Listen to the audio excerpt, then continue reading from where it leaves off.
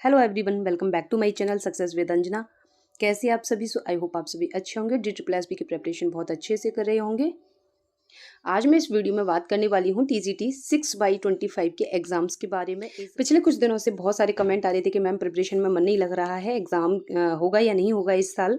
ठीक है, इसके बारे में बहुत ज़्यादा कमेंट आए थे, एज रिलैक्सेशन मिलेगा या नहीं मिलेगा। तो आज मैं इस वीडियो में यही बात करने वाली हूँ, तो वीडियो का एंड तक ज़रूर देखना। वीडियो पसंद आए तो लाइक कर देना, चैनल पर अगर पहली बार है तो चैनल को सब्सक्राइब ज़रूर कर देना।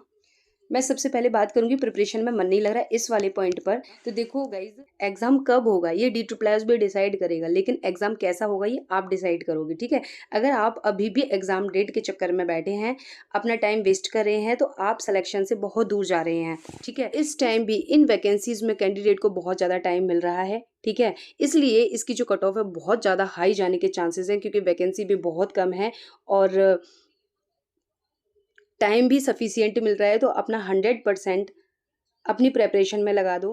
देखो एग्ज़ाम तो होगा, 100% होगा। ठीक है, तो आप अपना 100% दे दीजिए अपनी प्रेपरेशन में। ठीक है, एग्जाम की डेट के चक्कर में मत बैठो। अगर आपको टीचिंग एप्टीट्यूड PY की सीरीज चाहिए तो मेरे इस चैनल पर इसकी क्या है, प्लेलिस्ट बनी हुई है। ठीक है, टीचिंग एप्टीट्यूड की TGT में ये क्या है, 10 मार्क्स की आती है। तो इसके PYQ करा रही हूँ, जो 2026 में एग्जाम हुए थे मैं उन्हीं के PYQ अभी करा रही हूँ। 15 जुलाई से TGT PGT के जो 2025 में एग्जाम हुए थे उनके मैं PYQ सीरीज कंटिन्यू लाने वाली हूँ टीचिंग एप्टीट्यूड की। ठीक है, तो आप इस सीरीज के साथ में जुड़ सकते हैं और टीचिंग एप्टीट्यूड यानी जो पेडागोजी है उसमें आप 10 आउट ऑफ 10 मार्क्स अचीव कर सकते हैं अगर आपने ये PYQ सीरीज कर ली तो। ठीक है, क्वेश्चन वहीं रिपीटेड पूछे जाते हैं। ठीक है, ऑप्शन से पूछे जाते हैं, क्योंकि मैं इसमें 4 ऑप्शन के डिटेल में एक्सप्लेन कर रही हूँ 4 ऑप्शन को। ठीक है, तो यहीं से क्वेश्चन बनते हैं। इसी चैनल पर GK GS की PYQ सीरीज भी चल रही है जो 2026 में एग्जाम हुए थे उनकी।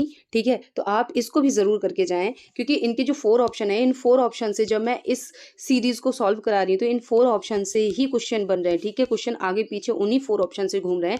तो आप इस सीरीज को ज़रूर करके जाएं, इसको स्किप ना करें। आप डेली बेसिस पर कंटिन्यू इस सीरीज को करते रहें। धीरे धीरे आपकी GK GS में इसी सीरीज से 12 to 14 क्वेश्चन आप इजीली अचीव कर लोगे। तो आप इस सीरीज को भी देख करके जरूर जाएं और डेली बेसिस पर कंटिन्यू करते रहिए। तो आप देखेंगे, ये अभी मैं MTS के करा रही हूँ, लेकिन GK GS के वही टॉपिक हैं, वही टीचिंग के हैं। जब मैं सॉल्व करा रही हूँ और टीचिंग के देखा है मैंने, तो सेम क्वेश्चन हैं, सेम टॉपिक हैं, उन्हीं टॉपिक से क्या है क्वेश्चन बन रहे हैं। ठीक है, यहाँ पर सामान्य हिंदी की PYQ सीरीज भी चल रही है। अभी 2026 में जितने भी एग्जाम हुए हैं उन्हीं की PYQ सीरीज चल रही है। इसमें टीचिंग नॉन टीचिंग दोनों की हैं, तो इसको भी आप जरूर करके जाएं। ठीक है, 15 जुलाई से मैं क्या है रीजनिंग की PYQ सीरीज भी लेकर के आने वाली हूँ। तो आपको एक ही चैनल पर आपको GK GS and general Hindi, pedagogy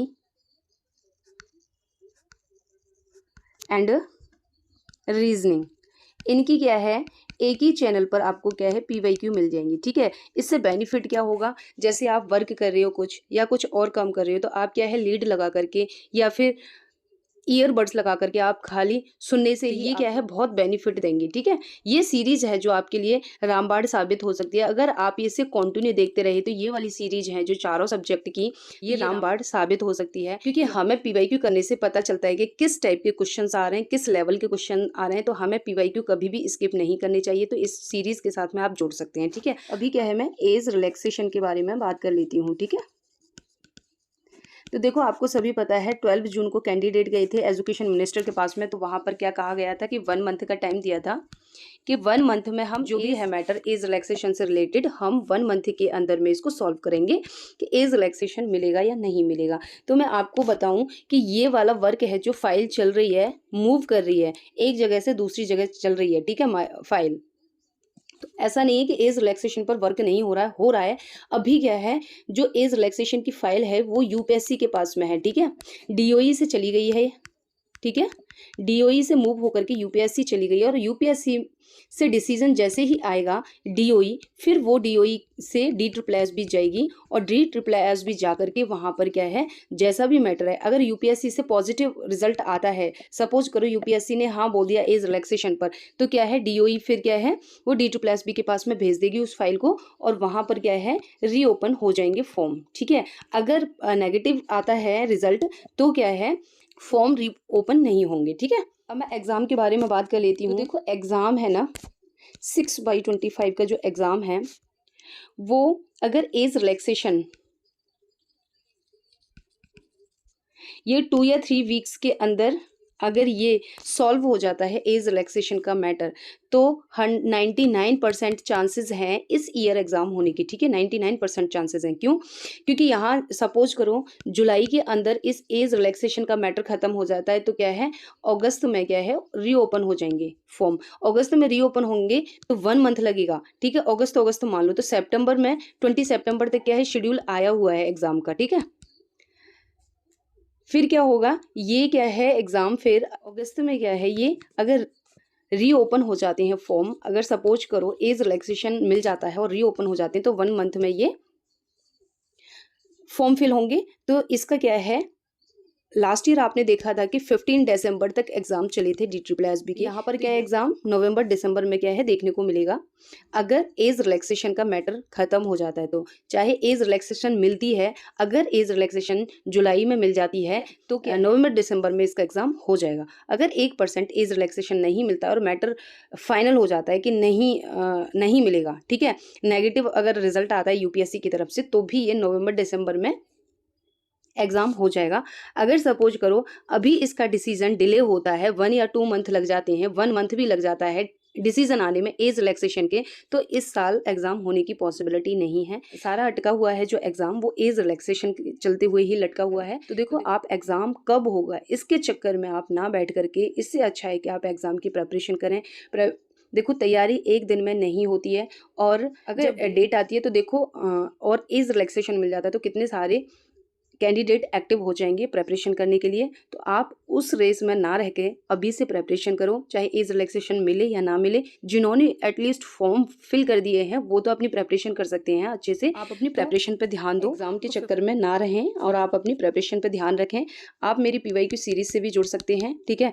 exam होने के इस साल 50-50 चांसेस हैं, ठीक है, 50-50 चांसेस। रिलैक्सेशन का मैटर जल्दी फिनिश हो जाता है, यानी जुलाई के अंदर अंदर ये फिनिश हो जाता है, तो 99% चांसेस हैं कि TGT के एग्जाम इसी ईयर होंगे, ठीक है।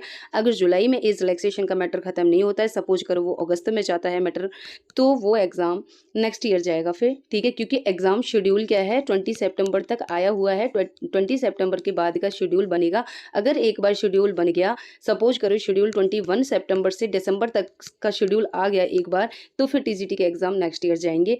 एज रिलैक्सेशन इस मंथ में अगर मैटर ख़त्म हो जाता है तो 99% है, मैं बार बार बोल रही हूँ 99% है कि एग्ज़ाम इसी ईयर होगा। तो अपना प्रेपरेशन पर ध्यान दो, अपना प्रिपेयर रहो एग्ज़ाम देने के लिए। आप जैसे ही डेट आती है, शेड्यूल आता है, तो आप कितने प्रिपेयर हो अपने आप से पूछो। ये नहीं है कि एग्ज़ाम आएगा हम उसके बाद प्रेपरेशन करेंगे तो सिलेक्शन से आप बहुत दूर जा रहे हो, ये सोच रहे हो। तो इसलिए आप अपनी प्रेपरेशन पर ध्यान दो और एग्ज़ाम की प्रेपरेशन करो, ना कि एग्ज़ाम डेट की। तो अभी मैं वीडियो का एंड करूँगी। वीडियो पसंद आए तो लाइक कर देना, चैनल पर पहली बार है तो चैनल को सब्सक्राइब ज़रूर कर देना। अभी के लिए इतना ही, फिर मिलूंगी नेक्स्ट वीडियो में। अभी के लिए बाय बाय।